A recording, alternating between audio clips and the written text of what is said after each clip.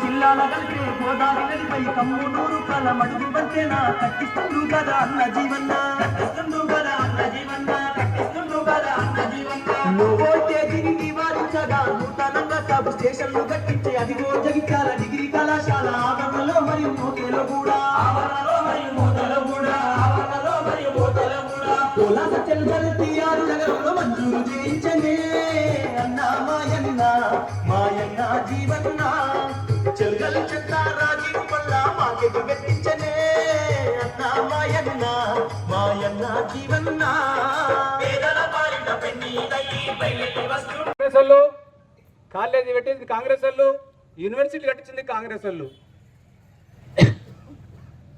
అదే ప్రాజెక్టు కట్టింది కాంగ్రెస్ వాళ్ళు ఇవాళ ఈ రోడ్లు వేసింది కాంగ్రెస్ వాళ్ళు వాస్తవంగా మన లక్ష్మీపూర్ గ్రామానికి ప్రతి రోడ్డు మన అన్న చిరునగర్ ఇచ్చింది అదే కాదు సెక్షన్లో మన గవర్నమెంట్ ఖచ్చితంగా వస్తుంది మన అన్న అధికారులతో చేస్తుండు మన ఊళ్ళో ఉన్న పెండింగ్ పనులన్నీ చేయించుకుందాం అదే కాదు ఇప్పుడు మన ఆళ్ళ మాలగడికి శాసనసభ ఎన్నికల్లో మీ అందరి మద్దతు కోరటానికి ఈరోజు నేను లక్ష్మీపూర్ గ్రామం రావడం జరిగిందమ్మా అంటే వాస్తవంగా లక్ష్మీపూర్ గ్రామానికి నాకున్న అనుబంధం మీకు తెలియదు కాదు తల్లి నేను ప్రజా జీవితంలో అడిగిన నాటి నుండి అంటే 1983 నుండి అన్న చెప్పట్టు నేను 40 సంవత్సరాల కాలం గడుస్తుంది ఆనాటి నుండి ఈనాటి వరకు నన్ను అన్ని విధాలు ఆదరిస్తున్న గ్రామం నాకు అండగా నిలుస్తున్న గ్రామం లక్ష్మీపూర్ గ్రామం అని చెప్పక తప్పని చెప్పట్టున్నా ఇటువంటి గ్రామానికి ఏదైతే ఉందో నేను ఎంత చేసినా తక్కువనే నా జీవిత కాలం ఈ గ్రామానికి సేవ చేసినా కానీ మీ రుణం తీర్చుకోలే అని చెప్పి ఈ సందర్భంగా మనం చేస్తున్నా చెప్పంటున్నా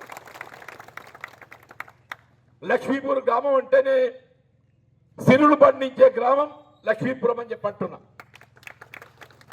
అంతా రైతాంగమే కాయకష్టం చేసుకొని వ్యవసాయం చేసుకొని జీవించే వాళ్ళు లక్ష్మీపూర్ గ్రామస్తులు మన కులానికి ఎవరమైనా కానీ వ్యవసాయం మన ప్రధాన ఆధారం వ్యవసాయానికి కావాల్సిన సాగునీరు తల్లి అని చెప్పట్టు నేను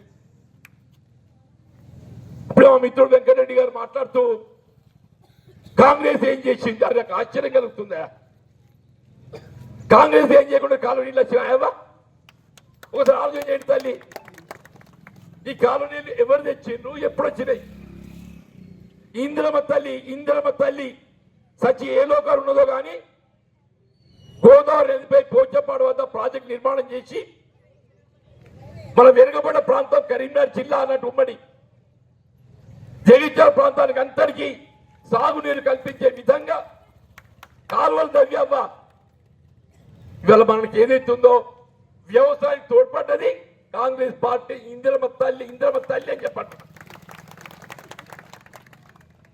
లేకుంటే ఏమంటారు, మీకు కాంగ్రెస్ కావాలన్నా కరెంట్ కావాలన్నా కొంచెం ఇది ఇంకా ఆశ్చర్యం కలుగుతుందా? ఉచిత కరెంట్ ఎప్పుడు వచ్చిందే? 2004లో అని చెప్పంటూ నేను ఆనాడు కాంగ్రెస్ పార్టీ ప్రభుత్వం వైఎస్ రాజశేఖర రెడ్డి గారు ముఖ్యమంత్రిగా పదవీ బాధ్యతలు చేపట్టడంతోనే ఆయన మొట్టమొదటి సంతకం ఏదైతుందో ఉచిత విద్యుత్ మీద పెట్టి నిజమాబద్ధమే.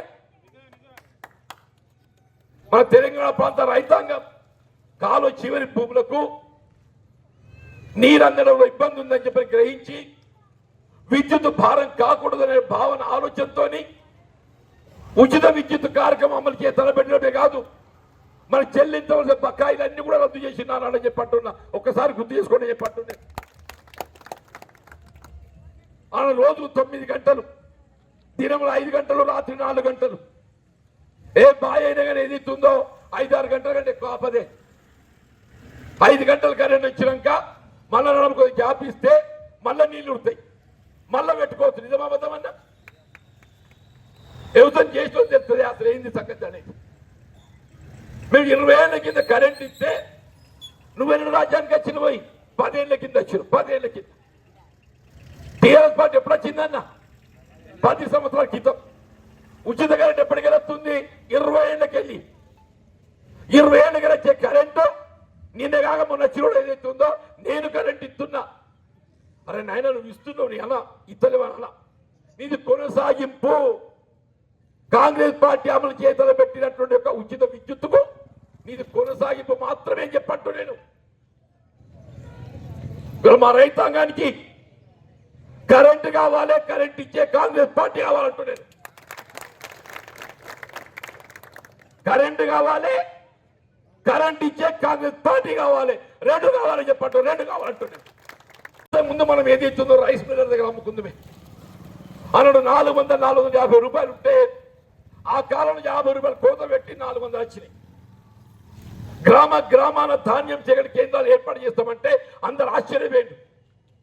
అరే ఊరూలో ఇట్లాంటి ఇదట్టయితేదా అన్నట్టు ఏదైతుందో ప్రతి గ్రామంలో జాప్తాపూరే కానీ, లక్ష్మీపూరే కానీ, పులాసే కానీ, ఎక్కడ కానీ చెప్పంటూ నేను వరి ధాన్యం సేకరణ కేంద్రాలు ఏర్పాటు చేసి ఎట్టుంటే అట్లా వడ్లు కొనిచ్చారు, ఎట్టుంటే వడ్లు కొనిచ్చారు. నిజమాబద్ధమే.